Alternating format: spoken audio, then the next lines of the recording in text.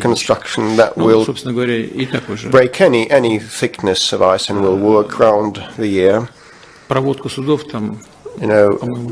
Convoys of vessels last 9 months in a year. With respect to Ethiopia, we have a very profound relationship, including spiritual, humanitarian, cultural, and many companies of ours show huge interest in working at the market, the energy and machine building in the companies. And I'd like us to implement all the plans that we discussed with His Excellency the Prime Minister. He will break any thickness of ice. Well, for Ethiopia, this currently at this juncture may not be so significant and crucial, but for India and China and many other countries, it is of huge economic benefit. So we have been discussing that bilaterally and within the BRICS group, and we are ready to pursue such efforts with our BRICS partners. Leading news agency of Egypt, Mina Salaheldin Magauri, over to you. هو الزميل المصري أنا من Mr. President. هو الزميل المصري. أنا اسمي صلاح مغاوري من وكالة أنباء الشرق الأوسط من مصر. My name is Salah Magauri. I represent MENA News Agency from Egypt. Thank you very much for the invitation. قضايا العالم الثالث هو Thank you for having me. للغاية. Well, we know that the position of the Russian Federation on multiple issues of the global agenda is fair enough, taking into account everybody's interest, and Russia strives for cooperation, not interference with others' affairs. Like within BRICS, Russia has been supportive of various nations' aspirations to accede to that group. And we know that this طبعا التهديدات المتعاظمة اللي بيمر بها العالم عايزين حضرتك تطلعنا على رؤيتكم لمستقبل التعاون بين دول التجمع، وهل يحتاج العالم إلى مزيد من هذه التجمعات أو توسيع العضوية في البريكس لمواجهة الهيمنة الغربية على اقتصادات العالم، وهل ستدعونا إلى عملة موحدة لدول البريكس، خاصة وأنكم تتحدثون عن التبادل بالعملات المحلية بين الدول التي تتعامل معها روسيا وبالفعل قطعتم خطوات طويلة في هذا consolidate national currencies. What are the long-term measures and plans in this respect? With respect to BRICS single currency, at this point of time, we are not entertaining that in earnest. It hasn't ripened yet. We should be cautious and act gradually, moving slowly. And now we are looking into the possibility of expanding the use of national currencies and settlements, and we want to establish the tools that would make this safe and secure enough. And I had mentioned that we are now contemplating digital facilities, and so we should establish relations between the central banks, and we should provide for the reliable exchange of financial information that would not depend on the international arrangements that introduce some politically motivated restrictions and मेरा birthday चला गया, किसी ने मुझे अभी तक gift तक नहीं दिया। अभी दिला देता हूँ, ये देख, ज़ुपी पे। We will continue expanding this contingency reserve arrangement we will be strengthening the BRICS Bank, the new BRICS Bank. These are the areas we will go down into. As for a single currency, it requires a high level of integration between economies. Additionally, we will also need to ensure their comparable quality and volume. Well, volume, considering populations and economies, but in terms of structure, at the very least, in terms of efficiencies, they should be comparable and more or less equal. Otherwise, we will face even bigger issues than those that occurred in the EU, for one, when a single currency was introduced to the countries whose economies were not comparable. They were not equal. So it is a very long-term prospect, but theoretically we can consider this idea. As for the expansion, now we have just seen a wave of expansion of BRICS. It wasn't accidental that the colleagues asked their questions about our adaptation measures to include new members into the efforts of the group. It requires an effort too. Although we have experience of interaction, but within one organization it requires additional work. As I have mentioned, the interest in BRICS and in participation in BRICS is growing. About 30 countries have expressed their interest in involvement. So, and together with our colleagues, and this is something I will mention during the Kazan summit, currently we are working on the category of partner countries, BRICS partner countries. And the first step, it will be our first step. For Russia, this includes CIS countries, EAU countries, and other regional stakeholders are welcome too. And I mean, from other regions, they're kindly welcome. And also, we need a consensus. We will be very careful, being guided by two principles. Firstly, multilateralism. Secondly, efficiency of the organizational operation. By expanding membership, it should not compromise the efficiency of the group in itself. So, being guided by these considerations, we are going to take future steps.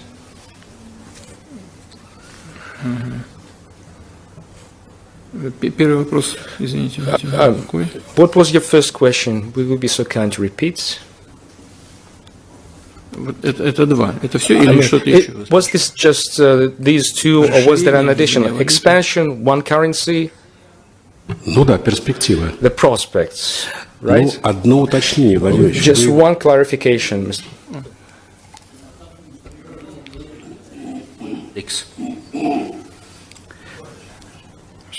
الآفاق المستقبلية لتجمع البريكس. ما هي رؤيتكم للآفاق المستقبلية لتجمع البريكس؟ And the future of the BRICS grouping, in your opinion? Just like I said, we see new emerging centers of power and development, and all of them are virtually represented in BRICS. To this extent, BRICS has a lot for it in the future. But we respect other regional groupings and associations, and we seek to cooperate with them.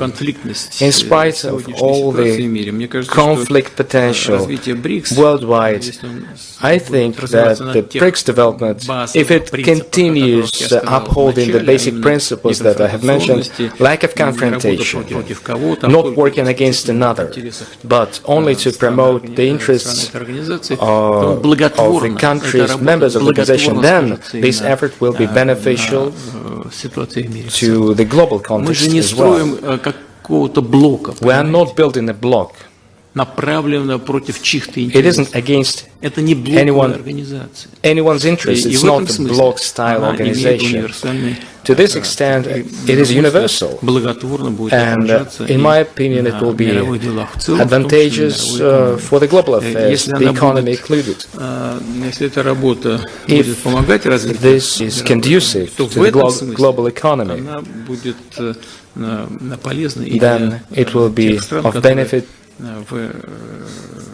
to the member country, to the countries who are not members of this grouping, which is self-explanatory. Global leaders in economy will derive benefits eventually, although अपनी job से नाखुश हैं और जानना चाहते हैं कि आगे क्या करना है.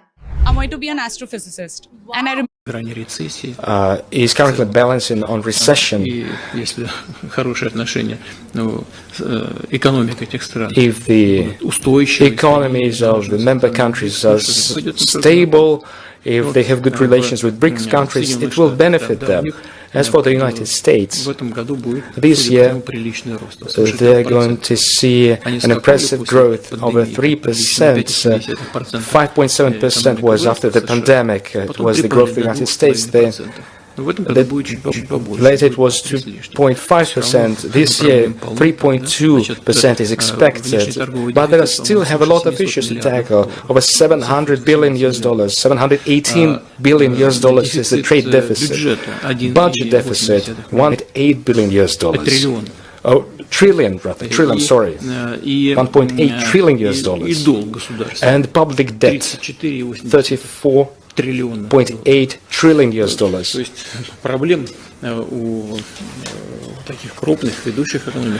These major economies face major issues too, but normal relations with BRICS countries, we are open to pursue them. In my opinion, they'll be beneficial and very much enable to the global economy in general. Mr. President, one clarification. You have said that BRICS countries work on secure exchange of financial information.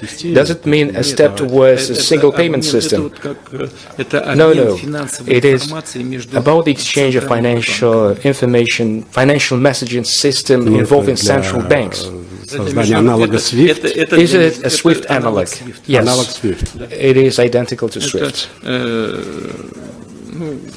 This will ensure international payments. International trade. CNN Brazil is the next to have the floor. Daniel Rittner, editorial director, one of the most respectable Brazil journalists based on the Brazilian rating of media companies. President Putin, thank you very much for such an opportunity. Firstly, I have to say that I have bad remembrances somehow of Kazan, because I came in 2018 for the World Cup for leisure, and I was so optimistic and confident with Neymar and the national team.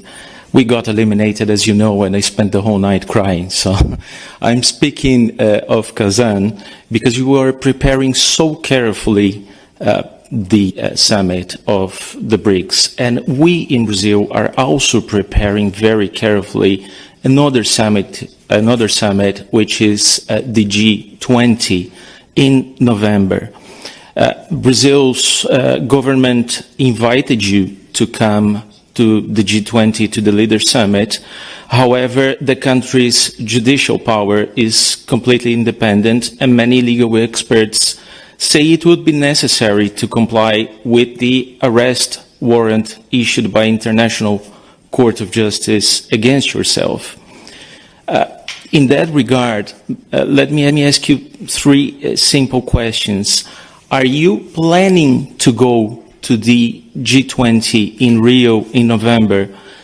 Secondly, in face of that, do you think that this situation that I described somehow shows the weakness of the BRICS before old organizations like the ICC? And thirdly, with all due respect, do you fear to get arrested in Brazil?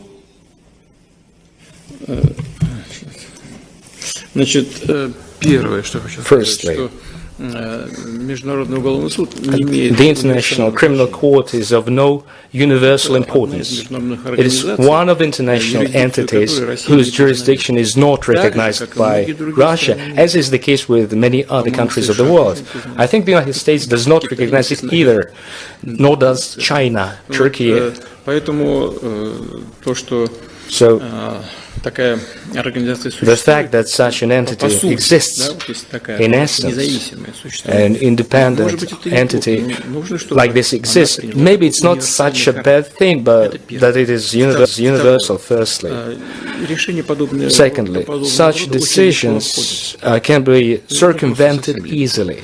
Very easily. Suffice to sign an intergovernmental agreement, and the jurisdiction of the ICC will be restricted to it.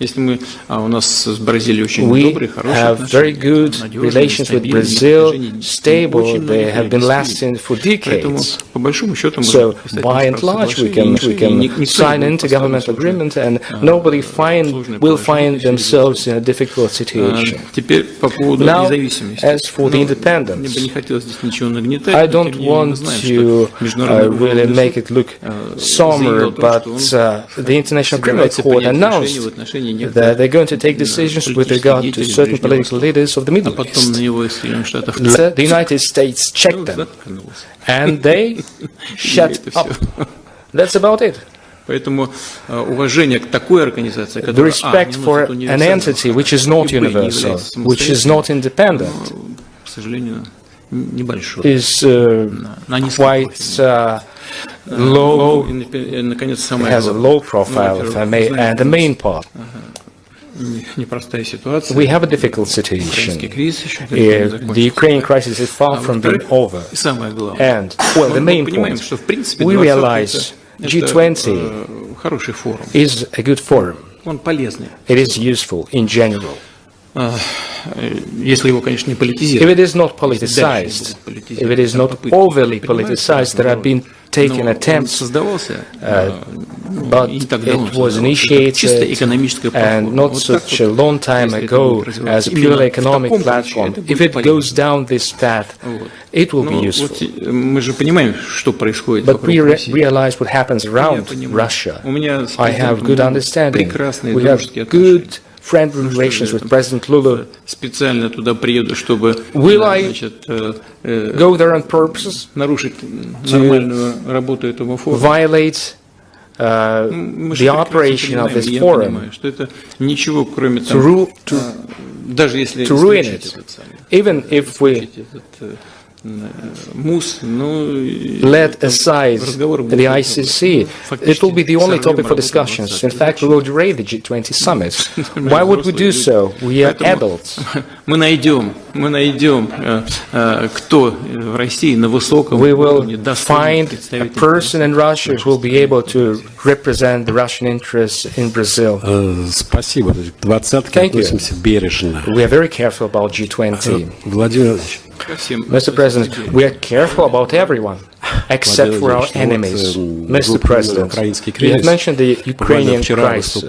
Just yesterday, while speaking at the European Union summit in Brussels, the expired President Zelensky said the only alternative to the Ukrainian accession to NATO would be to gain nuclear weapons. At the same time, the Bild edition published an interview with some anonymous Ukrainian technician who said Ukraine would need a couple of weeks only to build its own nuclear weapon and then to deal a strike on the Russian forces. What does it all mean? It's just another piece of provocation. To create a nuclear weapon in the modern world is not a difficult endeavor. I don't know if Ukraine is capable of it. It's not such an easy task, I mean, for the modern Ukraine. But in general, this is a doable thing, because we know the scheme. It is a dangerous provocation, because any step in this direction will face feedback. This is the second. And the third is that, and the main one, is that the political leadership of today's Ukraine has on multiple occasions, and even before the hot phase of the crisis, even prior to this, they made statements. Well, they were mild in their statements, but still they aired a view that Ukraine should have a nuclear weapon. These threats will entail relevant response with the Russian Federation. I will say it outright. Russia will not allow this to happen no matter what. А не получится так, что Will it be that, or may it be that Ukraine has the nuclear weapon from the UK, for instance, like they wanted to have it, now they have it. There cannot be a conditional mood here. Let's not make guesswork, pointing fingers at the UK or any other country. It takes an effort to conceal this. I mean, there is radiation exposure and relevant maneuvers are required. You cannot conceal this like you cannot conceal a needle in a haystack. We can trace any movement in this direction. Saudi Arabia, please. Thank you. من انطلاقا من روح إحلال السلام وحلول الدولتين اسمح لي أن أصوب خطأ صغير للمترجم الزميل نديم من لبنان والزميل صلاح من مصر وهذا حل دولتين على الطاولة أود أن أتابع على مسألة Mr. Nadim began the discussion. I would like to continue this discussion regarding the Ukraine crisis. You thank Saudi Arabia for its stance, for its assistance in exchanging POWs with Ukraine. It is common understanding that there is strong friendship between Moscow and Riyadh. There is also friendship between Riyadh and Kiev, and Crown Prince in his Fox News interview said Saudi Arabia spares no effort in providing and helping him in addressing the crisis. Your take on the efforts of Saudi Arabia. Many BRICS members proposed idea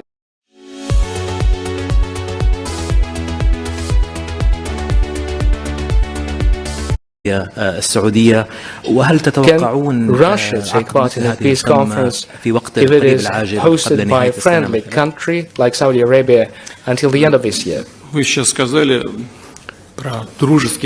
said about friendly relations between Russia and Saudi Arabia. It is exactly what it is. We consider Saudi Arabia as a friendly state. We have good relations with both the king and friendly personal relations with Crown Prince.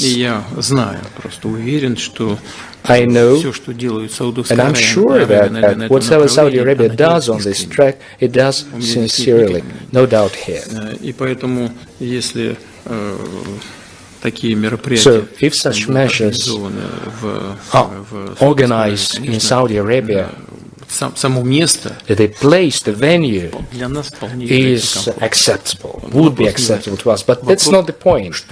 The point is, what shall we discuss? As you are aware, in Turkey, in Istanbul, we have been negotiating for a while, whose outcome was a document initialed by the head of the Ukrainian delegation. He put his signature. The document is available. It is a draft treaty, and the excerpt is initialed by the head of the Ukrainian delegation. If Ukraine put their signature there, and then they were satisfied on fundamental issues. We could have continued to discuss in details, but to thrash it completely, but rather trash it completely, would be a wrong thing to do. Otherwise, you could do the same with any document. We are ready to continue a dialogue to attain peace, but building on the document that was prepared for detailed discussions for many months and what was initiated by the Ukrainian side, we are ready to continue building on this. And there is an initiative of China and Brazil. These countries have a well thought over attitude to that, and a group has been established in New York, and we treat that with attention and respect, and we know that all our friends, including the BRICS members, are set to conclude the conflict ASAP and by peaceful means. We are aware that definitely this is an irritant for the global affairs and for the European affairs and for the global economy. Like no other, Russia is interested to conclude it as soon as possible by peaceful means. We would be ready to come back. It was not us who stopped the negotiations. It was the Ukrainian side that said that we would not, they said, pursue more talks with Russia. And second, a decree by the Ukrainian president came out prohibiting talks with Russia, and it's still in place. Let him, in the first place, repeal that. And everybody calls on us to pursue talks, but the Ukrainian side banned negotiations with Russia. It's ridiculous. But the main point is the underpinnings, and the underpinnings would be that draft document that was agreed upon during this Istanbul negotiations process.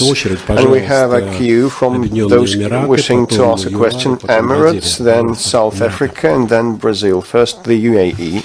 فخامة الرئيس يعني نظرا لفهمك العميق للاستراتيجيات العسكرية لربما شعرت بالدهشة Your deep understanding and knowledge of military strategies is well known, في هذه الحرب and التي probably ربما طالت أكثر مما كنتم تتوقعون في البداية. لا أعرف إن كان هذا التقييم صائب، ولكن هل يعني شعرتم بأي شيء من المفاجأة، الدهشة، الخيبة ربما، لا أعلم، من أداء الجيش الروسي to some extent surprised or frustrated السؤال الثاني: you by how the Russian military pursue their goals? And the second question is, how can you decide that you have reached a victory in Ukraine?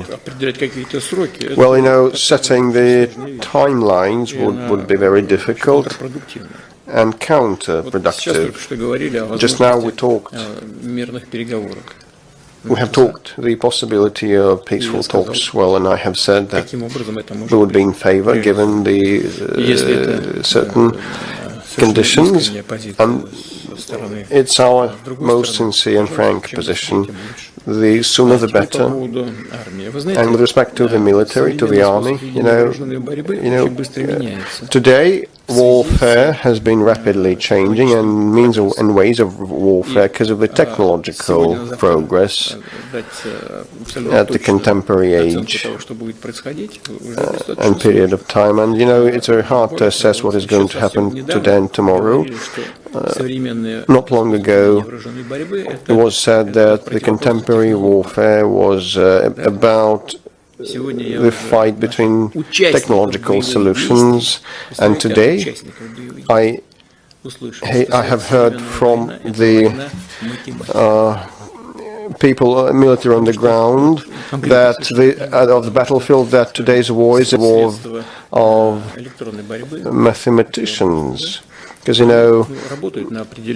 radio jamming and interference devices would be effective against certain delivery vehicles, and they would suppress them, and the other side has, for example, calculated and reckoned what is the counter force, and reprograms the software of its striking assets in a week or 3 weeks.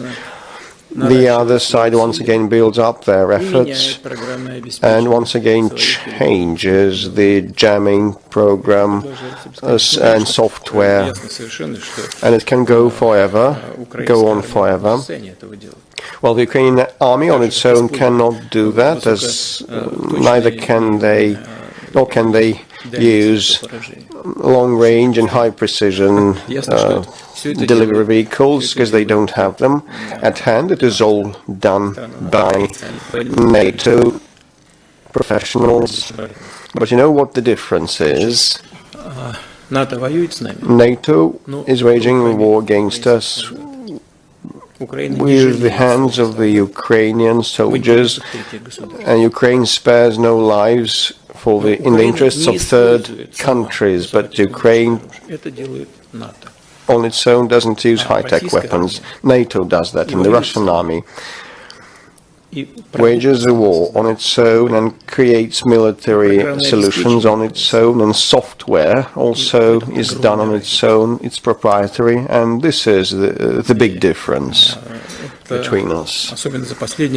Over the recent years, I have been witnessing that the Russian army has become one of the most combat effective and high-tech armies in the world. And when NATO will get tired of waging this war against us, I'll just ask them. We were ready to continue fighting, to continue the struggle, and we will have the upper hand. We'll win, we'll prevail. We will prevail. Please, South Africa. Thank you, Mr. President. When I listen to some of the questions and some of the comments, I'm in a way very happy I stay in Cape Town, on the southernmost tip of the African continent, far away from many of these conflicts. But I also reflect on whether or not the world needs a Mandela moment, and whether BRICS and your leadership can provide that Mandela moment, because, you know, every war has to be followed by peace. That is a sine qua non of the world through the ages. And we have to always find the path to peace. Often the path to peace is not very easy, because it's not very obvious. It's also made a lot more difficult by the technological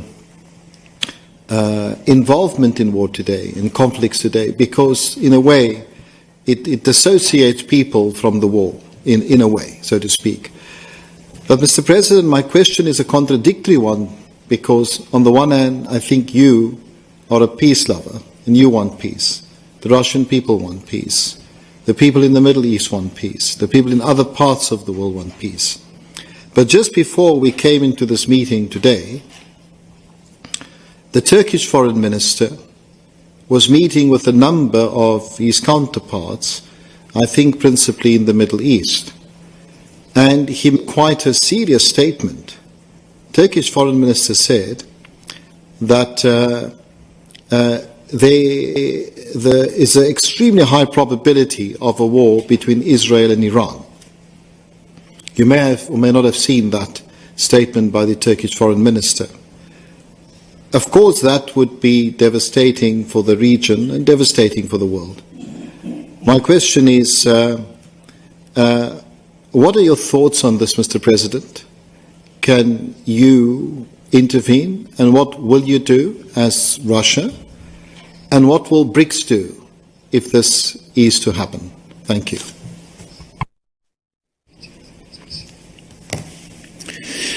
This is a very dangerous and difficult situation you talked about. I have just responded to your call with respect to what has been happening on the Ukrainian track, and I have said that NATO wages a war with us with the hands of the Ukrainian soldiers who use NATO military equipment, and we do both things on our own, and the difference is huge. NATO would not spare Ukraine, would fight till last Ukrainian standing. They cater to the American interests. But we should be thinking, and we are thinking about our own military, our own servicemen, and our own equipment. And when we spare a thought for our people, we think about how to provide peace, and peace by peaceful means, inter alia. This is the difference. So this makes the difference, which is colossal. We do not issue decrees or acts that we ban negotiations. We say we are ready. With respect to the Iran and Israel, well, it's very acute also. If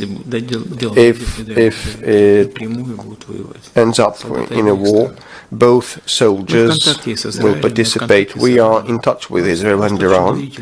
We have confidential relations with both of these. And we would really want this infinite, as it may turn out, exchange of strikes be stopped at a certain point in time, and such ways to resolve the situation to be found that can be satisfactory for both parties. But this is always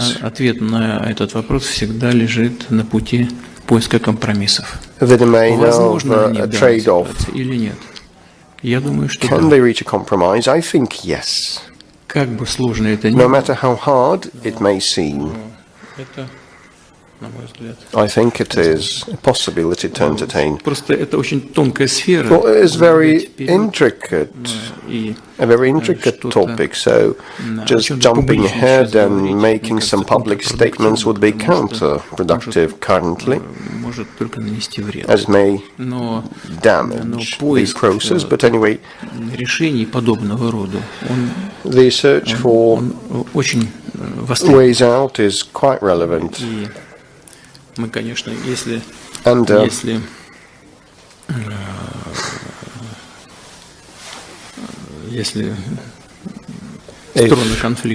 the warring parties are interested, we would be prepared to participate with all our sincerity, making allowances for both parties' interests. And as regards Iran, we have an allied relationship with Iran, and we can feel the subtleties of what has been going on there in Iran, and we know what has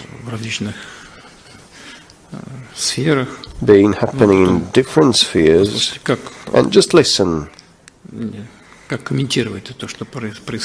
How shall I comment on what happened in Iran? I mean, the strikes from Israel, can one comment upon that? And on the other hand,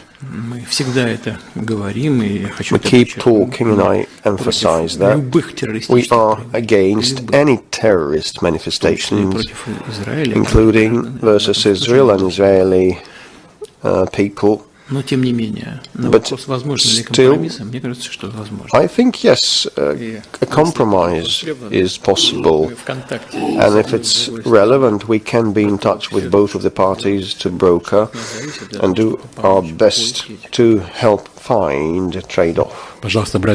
In Brazil. Let me please get back to the 6-point peace plan proposed by China and Brazil. Would you consider to sit at the table and start negotiations on the terms proposed by China and Brazil?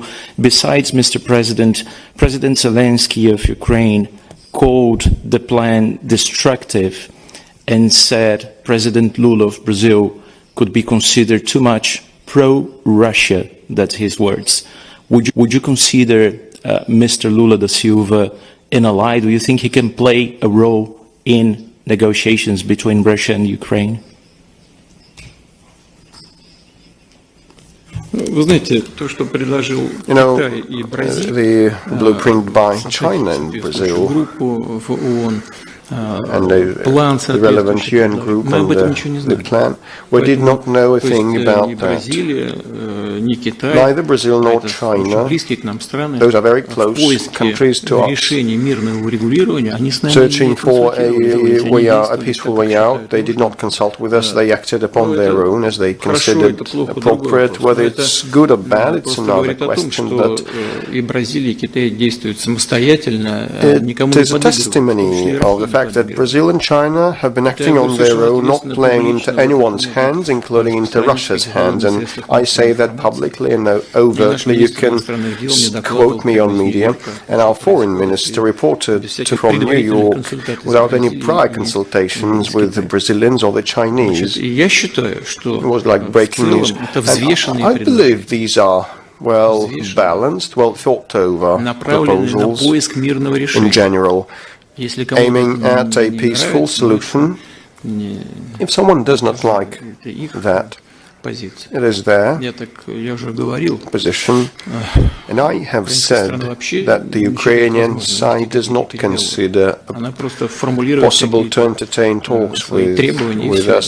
They just set forth requirements and that's it. They were in talks with us. They stopped those talks after we preliminarily reached the agreements in Istanbul. They are reluctant. And recently the head of the Kiev regime, during his stay in New York State, stated publicly, "We will not pursue negotiations with Russia," he said. So, what on earth is happening? Whether Kiev likes the Brazilian and the Chinese proposal or not, it's up to them. We have got to know this proposal after it was publicly unveiled. I think it is a good foundation to make attempts to find a peaceful solution. India. Mr. President, my question is a kind of mix of some of the earlier questions. It relates to the Ukraine conflict. Some time back, you had suggested that that India, China, and Brazil could be potential mediators to bring an end to the conflict. Our Prime Minister Narendra Modi freely communicates with you, also with the Ukrainian president, also with the US. Do you feel that a potential mediation could exist in the near future?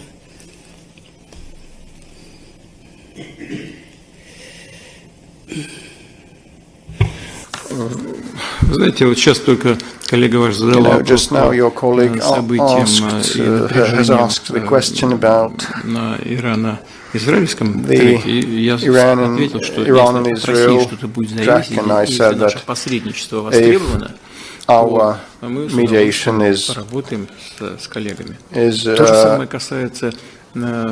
wanted, we will gladly work with the colleagues. Same refers to our friends, in particular, I mean the Prime Minister Modi.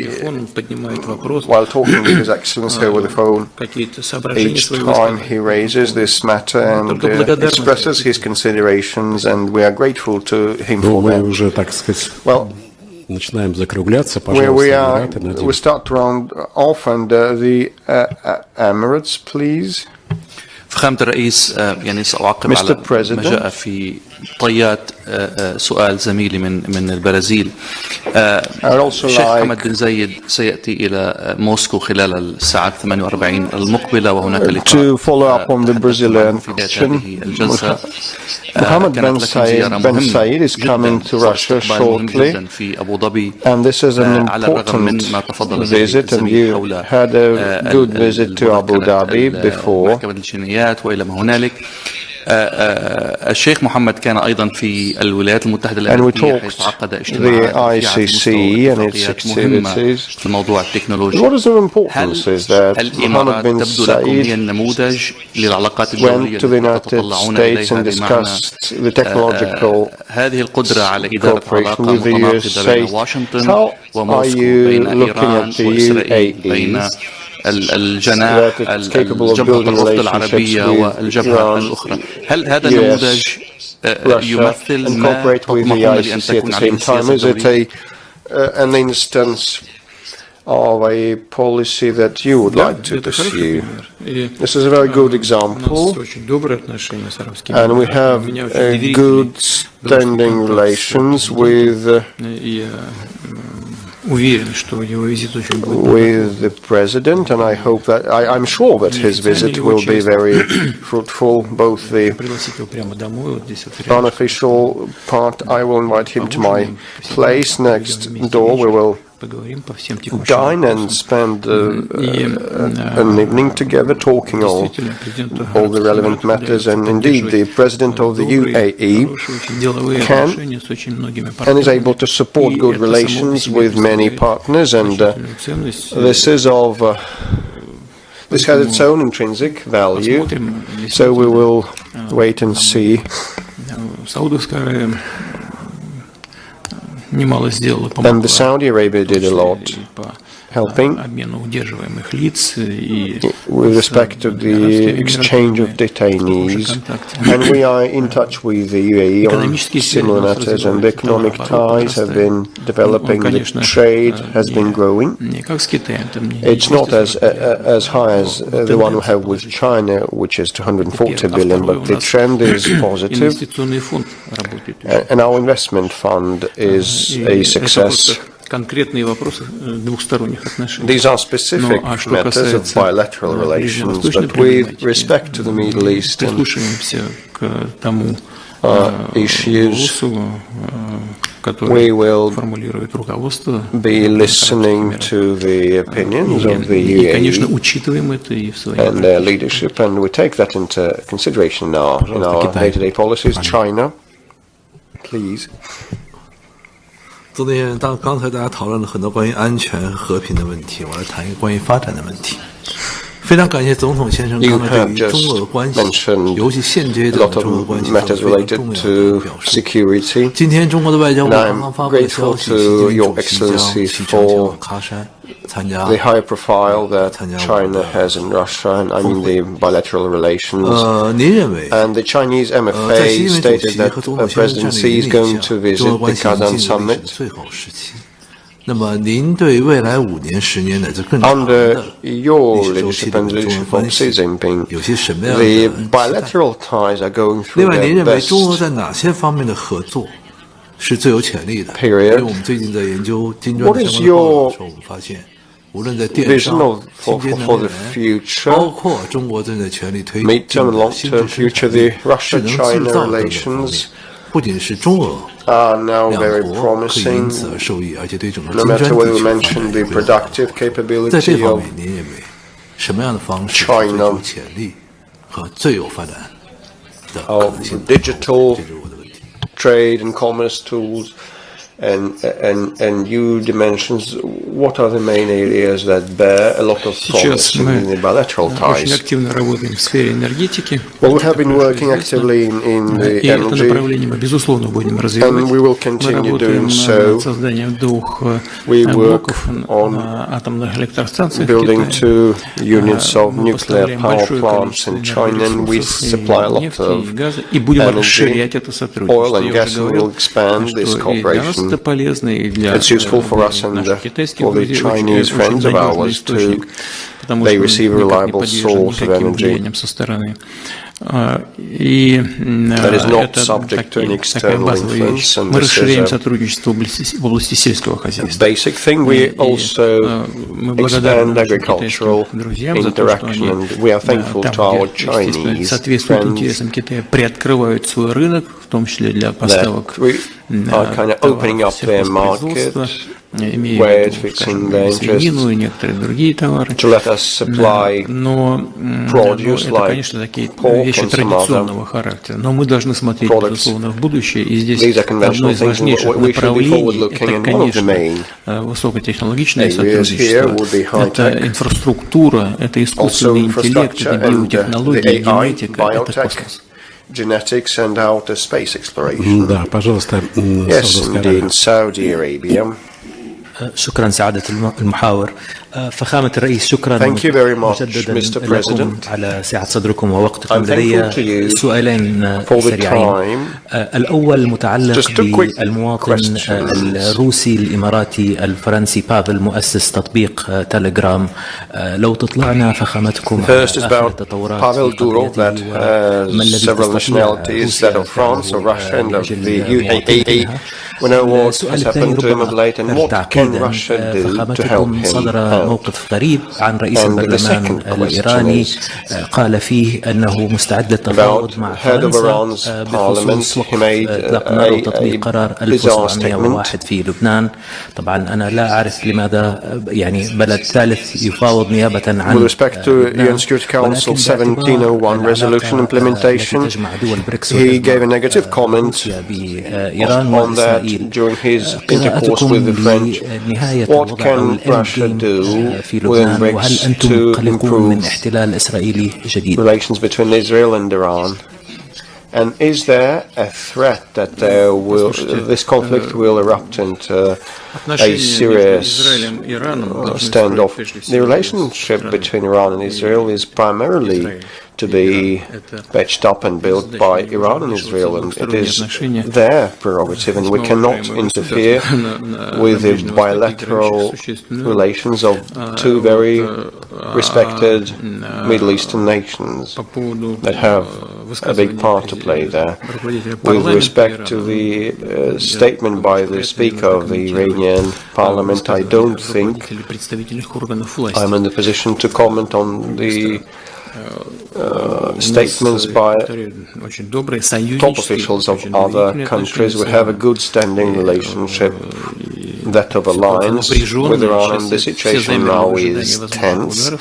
Now everybody is braced for possible strikes on the part of Israel, and I really hope that we are capable to avoid relapsing into this conflict relapsing into the open, and we would be prepared to do anything in case it is contemplated positively, so that finally peace should settle in Gaza and the cessation of those horrible strikes dealt against civilian targets. And also in the south of Lebanon we want a normalization, and reciprocal and mutual strikes should come to an end. And also peace should engulf this area too. No one is interested in spiraling the conflict up, I think, neither for the grounds of security nor for economic grounds. I think that there are real chances to find a way out. Whether these chances are successful or not depends primarily on the direct participants, Egypt and then Russia, and then we will فخامة الرئيس يعني بكرر شكر لحضرتك لهذه الدعوة الكريمة، لكن يعني أود أن نتحدث عن العلاقات المصرية الروسية التي شهدت تطورا ملموسا ونموا كبيرا في عهدكم والرئيس عبد الفتاح السيسي. هناك تعاون وتنسيق كبير معكم ومع روسيا، وهناك الكثير من المشروعات التنموية التي أقيمت خلال الفترة الأخيرة. نريد أن توضحوا حضرتك نظرتكم لمستقبل هذه العلاقات مع مصر، وما هي رؤيتكم لتطوير هذه العلاقات. And what is the picture of the future of the relations? Traditionally, we have very good, warm relations with Egypt for decades. Over the past years, thanks to President al-Sisi, it has our relationship has become very good, and we're building a power plant the power plant, and I am sure it's going to be implemented, and we are to be more active with respect to the industrial zone. And today, during the BRICS Business Summit, and the Egyptian President also mentioned that in his address. And we also have plans to develop machine engineering, which is a long-term project, which is to be characterized by industrial cooperation and a great deal of investment. And we will continue humanitarian and cultural interaction and personnel training and security cooperation also. I hope we will resume military and technical cooperation, and I believe an important thing is for us to coordinate positions at the international arena, inter alia, the regional security matters. Mr. President, the tone of the West in on Ukraine has changed. Previously they spoke about the mandatory victory and the battlefield solution, and now they are actively talking a possible territorial swap so that the remainder of Ukraine would accede to NATO. How do you like that? I don't know what do you mean by a swap of the territory. The territories that our soldiers are fighting are Russian territories. The Lugansk, Donetsk People's Republic, Zaporozhye and Kherson regions. This is number one. Number two, no doubt we should find a solution on the long-term guarantees for Russian security in the long run. So it should not be about a ceasefire lasting a week, a month or a year, so that the NATO members re-equip Ukraine, supplying munitions. We need a durable, lasting and firm peace with equal security of this crucial and complex process, and this is what we should strive for. And you know, when people talked about in the past about inflicting a strategic defeat on Russia and defeating Russia at the battlefield and gaining a victory for Ukraine, they now know it's not non-viable, it's unfeasible, and they have changed their mind. So I will praise them for that. Thank you. We also have many questions, but the 2 hours time spent has run out. We are so grateful to you for your patience and sincerity. We will not waste more of your time, and I have jotted down some of the important takeaways. BRICS is not an anti-Western entity, but a non-Western. It's not my quote, it's the quote by His Excellency Prime Minister Modi, and 30 nations are interested to cooperate with BRICS. Another takeaway there. It's not currently due to talk about a single currency, but we need a joint system of messages transfer and national currencies. The United States, you said, also is 15 years late, and BRICS is not trying to interfere with the domestic affairs of other countries, but we treat everybody with care, and we will be triumphant. Thank you, Mr. President. I'd like to thank you for moderating this meeting and organizing that, and I'd like to thank all the media representatives around the table for this joint work and for your interest in the BRICS operation. This entity has good, stable and sound prospects. My confidence is based on the fact that we have shared values and a shared understanding of how we should build relationships with each other if such countries as India, China, Russia, Egypt, Saudi Arabia, the UAE, and all the other BRICS participants, all in all 10 of them, and also those countries that show interest in dealing with BRICS, 30 of them in total. If everybody, all that bunch, is guided by this single set of principles and values, the entity will use it as solid underpinnings and will become an important pillar of the new global, multipolar, stable world order, providing for all the people's development. I'd like to thank you for this joint work, and let me express hope that it's not the last time that we meet. I hope that you or your representatives are attending the Kazan summit, and we'll do our utmost so that all the arrangements are top-notch. We are grateful to your press service also, Mr. President, that has treated us with care and consideration. And our final wish for today is a joint photo, a family photo with you. I'm ready. Dollars, the dollar is the universal currency. It wasn't us.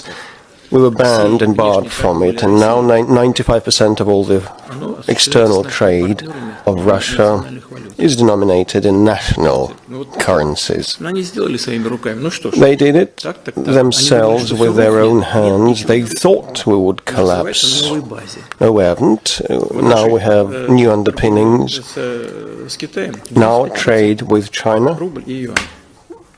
95% are the respective shares of ruble and RMB, and we also have been using RMB with third countries for settlements and payments, and definitely that plays into the hands of the Chinese currencies.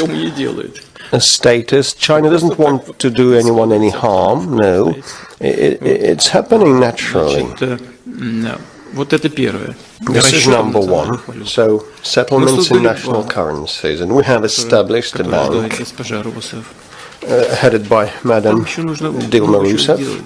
And a lot is yet to be done. There is a need for a capital top-up, and we have met with Madam Governor several times. She's very professional. She knows what to do. So we should also establish an insurance arrangement and the reserve arrangement for currencies. These should be operable instruments and tools, not lip service. And now we want to come up with, I will just say about that in general terms now, we want to come up with the discussion of the use of digital currencies in investment developments by BRICS member states inside the group, and also in the interests of other developing and emerging economies with good prospects. And we are to come up with a toolkit that will be under the supervision of the respective BRICS institutions. It may be another very good step in the development of the Global South with our direct, active engagement. We'll be talking about that during the summit. We are already in consultations with the Chinese and the Indian friends, with the Brazilians also.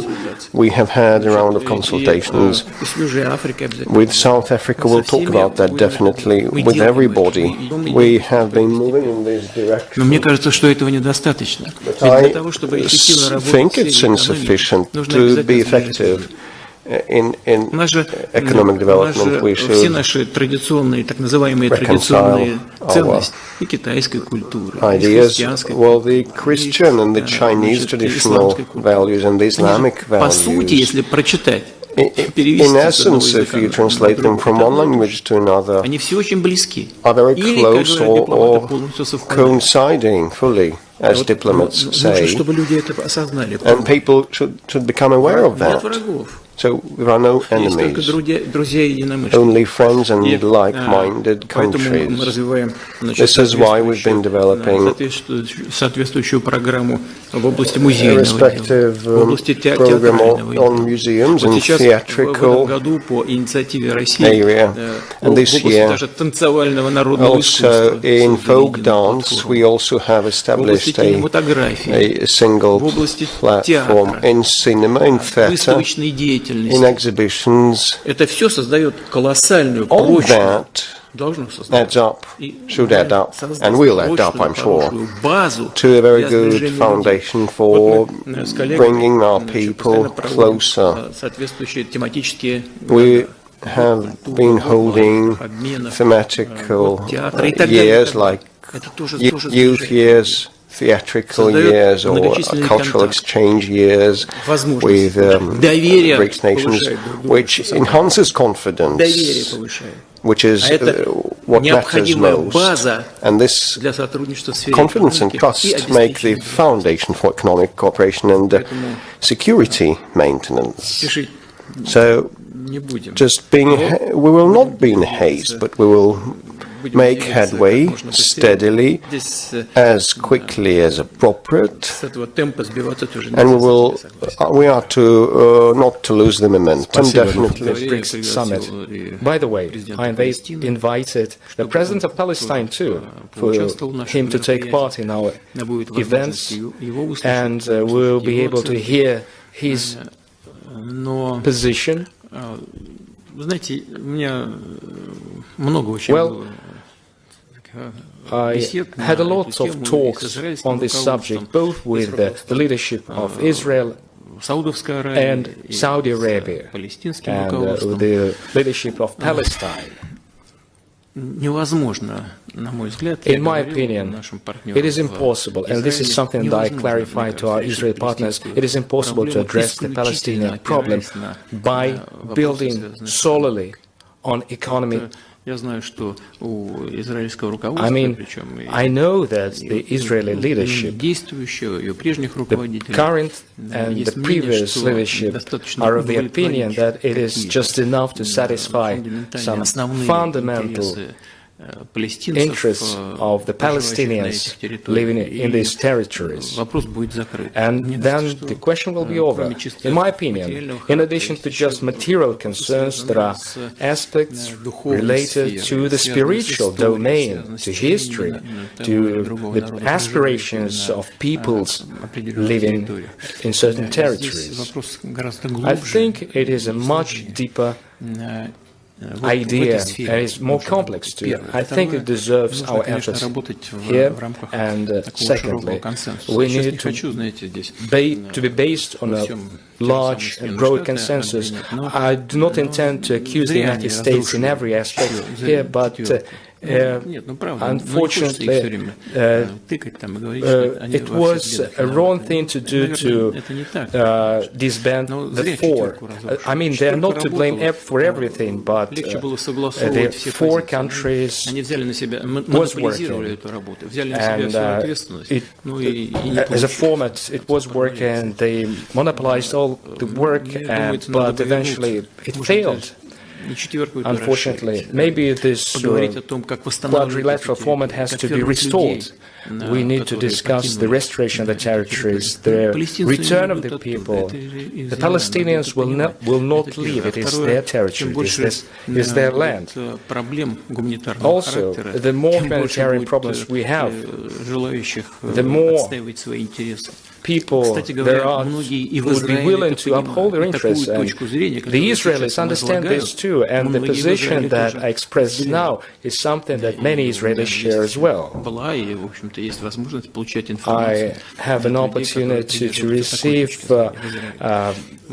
opinions in Israel. We're keeping in touch with Israel, we're keeping in touch with Palestine naturally.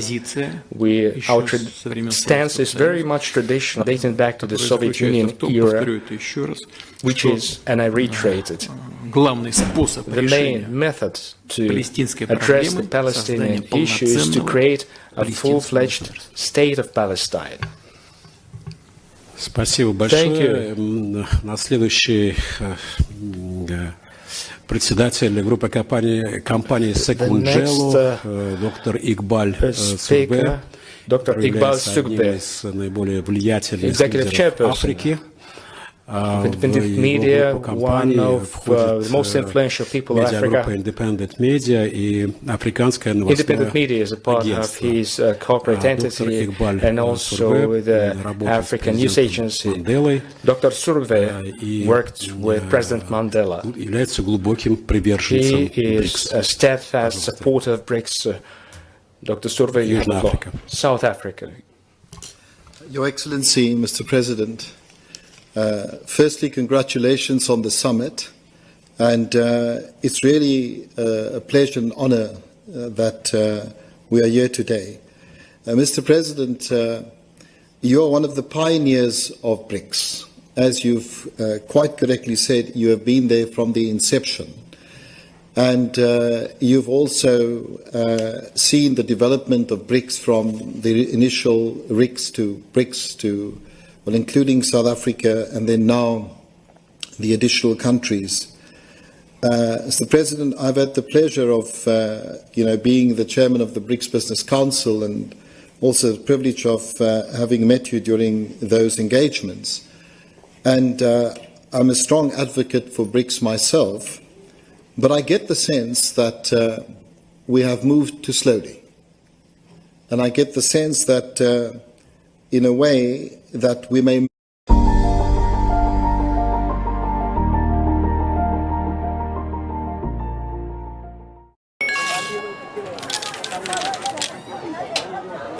हम मूंगफली बेचते हैं, अपना अकल नहीं। ये message देखिए, कहते हैं लॉटरी लगी है, लिंक क्लिक करके यूपीआई पिन डालो, पैसा मिलेगा। अरे हमको मालूम नहीं है क्या? इधर यूपीआई पिन डाला, उधर पैसा गायब। मूंगफली वाला हूँ, मूर्ख नहीं हूँ। याद रहे, यूपीआई कहता है अगर कोई लालच दे तो कहो मैं मूर्ख नहीं हूँ। Hosting BRICS accelerate the mechanisms for BRICS to play a far more important role, one, economically, two, in payment systems, and three, which I think is important, in politically as well. Thank you, Mr. President. Что касается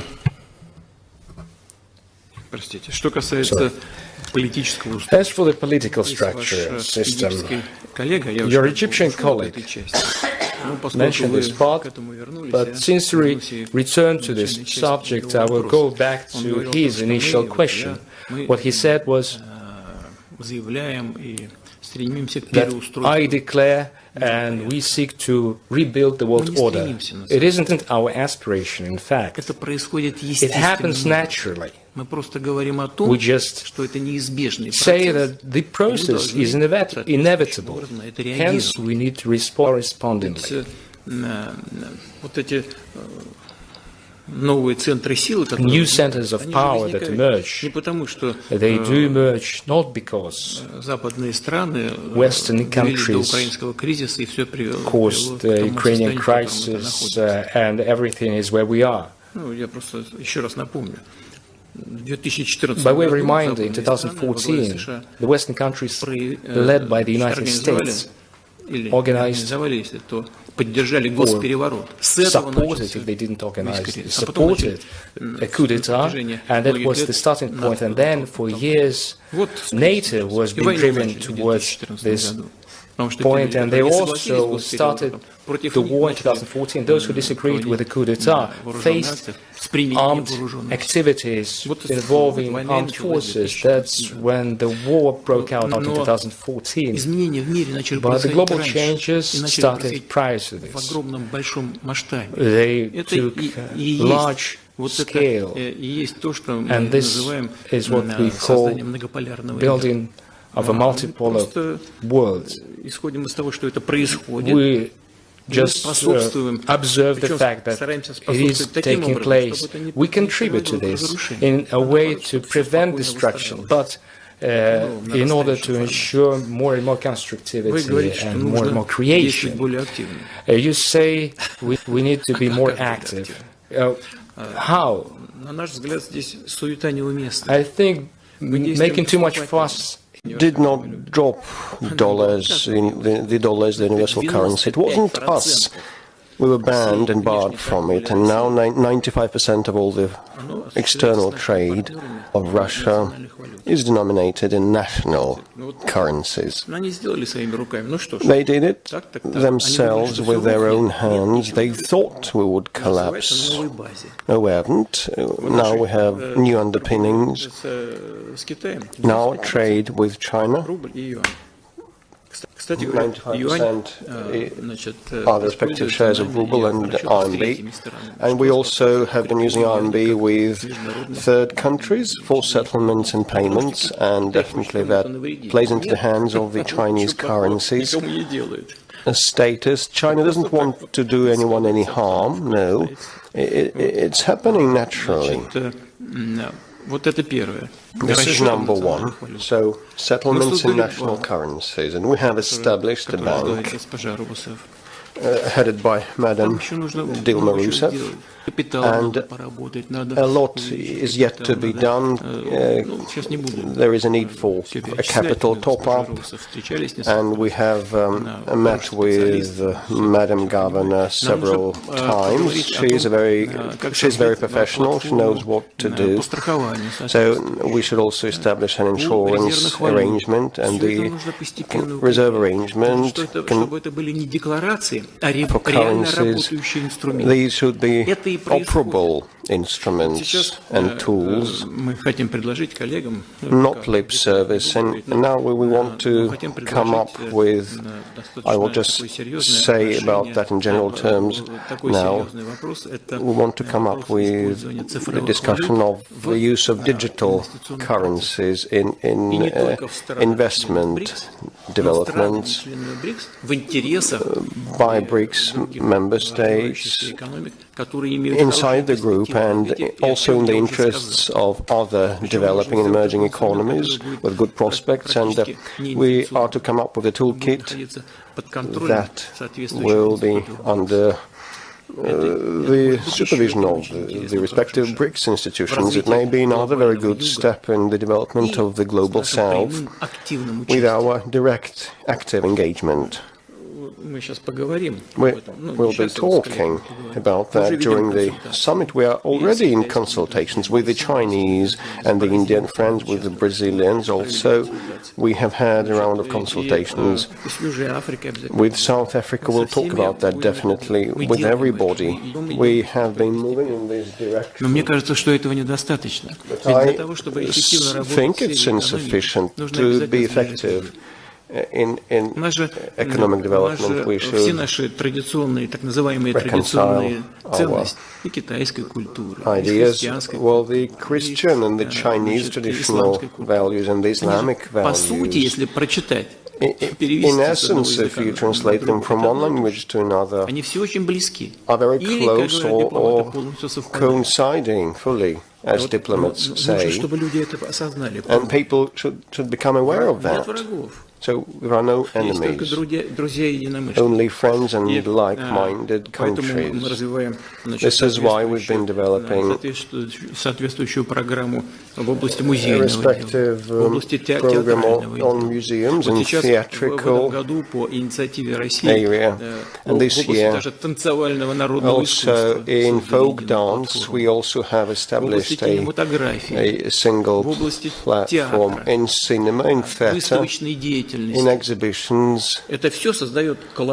All that adds up, should add up, and will add up, I'm sure, to a very good foundation for bringing our people closer. We have been holding thematical years like youth years, theatrical years or cultural exchange years with BRICS nations, which enhances confidence, which is what matters most. And this confidence and trust make the foundation for economic cooperation and security maintenance. So, we will not be in haste, but we will make headway steadily, as quickly as appropriate, and we are to not to lose the momentum, definitely. Thank you, but actually it's about a common cultural market for the BRICS countries to be established that will be propitious to economic and security cooperation. Our Indian friend now, very influential Agency of India, PTI, Subhakar Nair, has been with that agency for 45 years, starting with a line correspondent and now executive editor. He worked for the Prime Minister at the Prime Minister's pool and in Germany. Over to you. Thank you, Mr. President. This is my 6th visit to Moscow as part of the coverage of leaders of India and Russia over a period of time. So my question relates to a point where you made a passing reference on the question of BRICS countries cooperating together in producing films. As you know, India has a very vibrant film industry. People of 30 years back, 40 years back, still remember some of the Indian films and songs. Will Russia give an opportunity to film producers from the BRICS countries to open their place and give some incentives for film shooting here?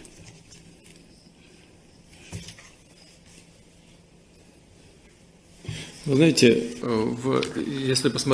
know, if we have a look at the BRICS member states in their totality, I think that in this country, the Indian films are most popular than anywhere else. We have a special TV channel with Indian movies shown round the clock. So,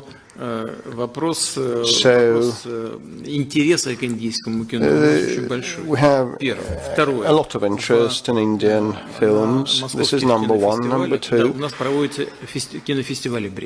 we hold BRICS film festivals, and this year the Moscow International Film Festival introduced all the tapes from BRICS countries and the Saudi movie, the Egyptian, and the third country, Jordan, took the first three places. Saudi Arabia, Egypt and Jordan. So they were the winners. They took the prize places. As regards the economic side of the matter, cinema products and film industry is part of the economy and needs to be duly regulated. India has made a lot of decisions to protect its own market, and it's not only about the film industry but also the automotive and other industries. But we are positive that if the Indian friends have this interest, we will find some common ground to promote the Indian films to the Russian market, and in the broad sense, at the market, it is very relevant and popular product. Alongside the pharmaceuticals, is going to be a very good undertaking. I'm ready to talk with our friend, the Prime Minister of India, when he arrives in Kazan. I'm sure we will come to terms 100%. No difficulties I observe there.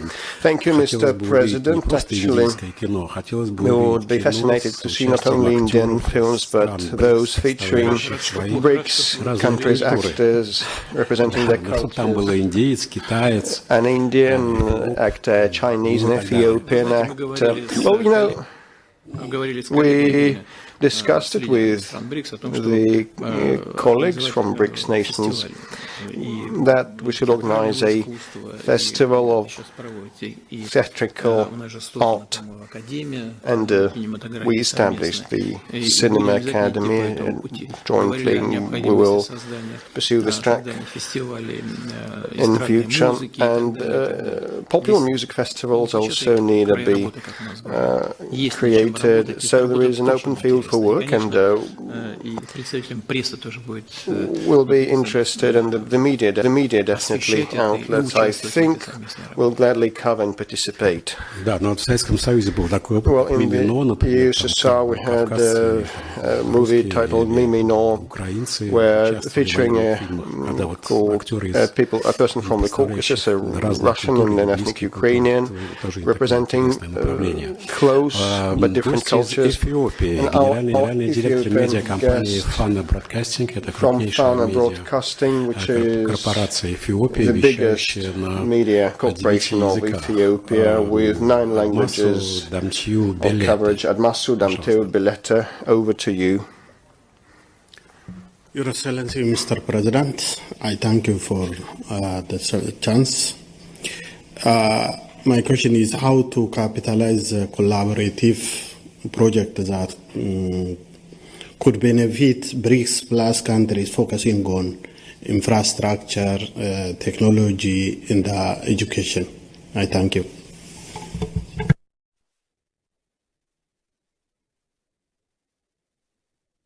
В какой области? Which domains you mentioned? Could you say it again? How to capitalize a collaborative project that could benefit BRICS Plus countries focusing on infrastructure, technology, and education. Что касается области образования, with respect to education, let's start with education. We have conventionally had very positive ties and expertise in training personnel and educating students for Africa, starting with the USSR. Thousands of people from Africa were educated, and many of them still occupy important positions in their countries after graduating from Russian universities, which makes us happy because at the recent Russia-Africa summit, at the latest summit in St. Pete, we saw very many examples that made millions of our nationals happy, because our mass media and internet broadcast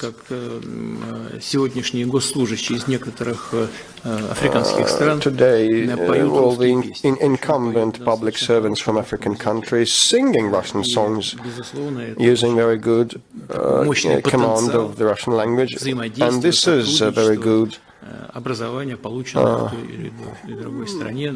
foundation and help for our cooperation, and we will continue in this vein. I may not pin down the exact number. With many African countries, we have this cooperation, Ethiopia included. With respect to the second part of the question, you mentioned it first, it is no less important, infrastructure. We have a lot of projects in this sphere, in the infrastructural development, and the most important and significant and global ones are the well-known to many interested colleagues. North-South corridor from the Baltic Sea to the Gulf, a railway stretching between the Baltic Sea and the Arab Gulf, and we have been doing that with many